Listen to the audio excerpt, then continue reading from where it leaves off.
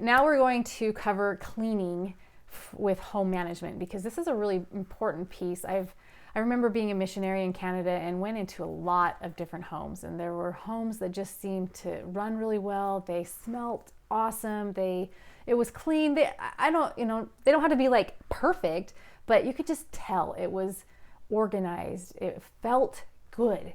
And that's what I really want for all of us, to be able to have that home, no matter how small or how big it is, how much money or lack of money you have, that you have a home that is filled with like that good feeling that people want to be there, that is peaceful. And one of those things that can really contribute to that is the cleanliness of our home. So I tell my children there's a difference between being clean and being not cluttered.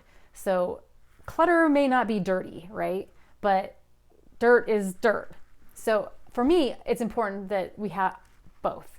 So with the cluttering part, I recommend that you always just have a home for things. Like there's a place where everything belongs. Generally, we have clutter and we have these messes is because there's not a designated home for our things. So if kids don't understand that jackets are hung on the hooks, oh wait, there aren't any hooks. There isn't a home for that. That's why the jacket's on the couch. That's why it's on the floor. That's why things are in random places and you can't find them, because they don't necessarily have a home. So that's the first thing that I would recommend, is that everything has a home. You can read Marie Kondo's book, or you can just Google. There's so many great tips about how to do this and fun places to put things. Like I have a bin that's just like cords, right? Because they're random. I might use them, I don't know, but I have a cute little bin that's where they go. Everyone knows to put the extra ones in there. That's where people go to find them. They're not around the house randomly lost, and then I go buy another one. No, we don't do that. Now cleaning really is about creating a system, a schedule for yourself, that on a daily basis, there's certain habits that you've created, and that you have your family members create these habits weekly, monthly, and quarterly, depending on what they are. So some of the daily things are just like cleaning up after yourself. If you spill crumbs on the counter, right, you're gonna wipe it up. If you have a dish that's dirty and you have a dishwasher, you put it in that dishwasher. If the dishwasher's full, we unload it, right? So that there's not this big jam of dishes in your sink all the time, that everyone learns, like after I eat, I rinse that off, I put it in the dishwasher. If it's like a family meal, like you're creating the habit that we're all helping to clean up before we leave, before we disperse, right? That is just a habit that you can create within your home so that you don't have those piles of dishes. So the dishes, wiping counters, sweeping up crumbs, just some of those little things that if we don't do them right then it will build up and it'll be like a big mess to clean up and really hard to clean up. And nobody wants to do that because they did the crumbs and then you did this, and it can be a fight. Pet care stuff, handprints on doors, handles when you see it. Generally, these things take less than 2 minutes to do. And so that's kind of my rule. If this is like a quick thing, then I'm just going to quickly do it instead of saving it for later. Now, weekly habits would be you need to clean. And it doesn't matter if it's just you or a couple of people, that builds up. So bathrooms for sure, and your kitchen for sure. Those things really need to be cleaned on a weekly basis. And if you do them on a weekly basis, then they don't ever get disgusting. I've been into homes and businesses where it's disgusting. And then it takes a lot to get it clean. And so you don't want to do it because it's going to take so much to get all those water deposits and whatever is built up.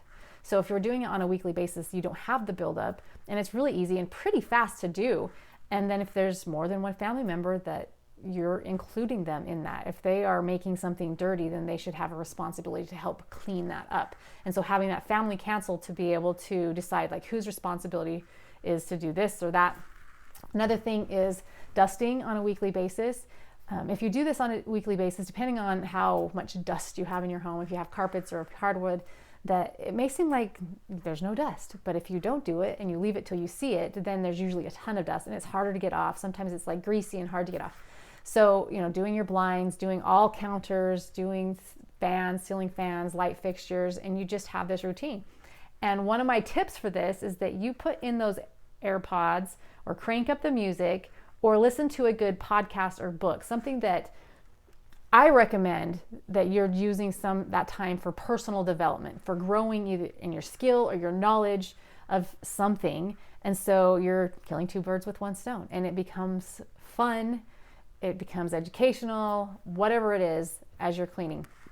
Mopping, spot cleaning, baseboards, and taking out the garbage. I also purge the refrigerator on a weekly basis where I will, and it's usually the day before I'll be getting a food order. And so I just make sure, is there anything that should be out? But during the week, I'm also looking at, hey, I have these leftovers, or these rice is here, this here. I will try to make meals that will combine that so we don't have a lot of waste. And then yard care, right? So those are on a weekly basis. And I know growing up, it was on Saturday, but sometimes we have like games and stuff, and so have to change it. But that's the point, is like you're going to have to figure out your own schedule, what works best for you. But it is easiest if you just stay on top of that every week, and it's just like, okay, I'm going to set the timer for 30 minutes and I'm going to clean as much as I can, and it's just going to be a race. That is totally fine. And I know that we've got to a point where we pay for cleaners every week that they come. And the reason why is that to this point, I've created an income with doTERRA that I don't have to be cleaning my house and worrying about that. I love to clean, but it also frees up my time to do other things.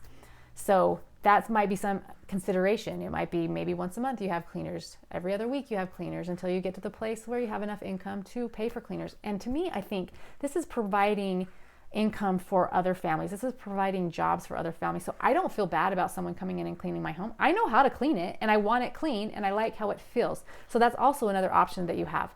Laundry habits, scheduling that to do that once a week, depending on how much there is, twice a week. You might be better at doing it every day. I'm just doing a load, but I recommend that you put that away. It's not like being dumped in the laundry room. You're creating a system. If you need to set a timer, like, oh, it says 30 minutes till the washer's going to be done, so then I can change it, then set a reminder on your phone, then go change it. Put in those AirPods, folding your clothes, putting those things away, make it fun, get your kids involved, teach them those things that they're going to need to know to manage their own home, right?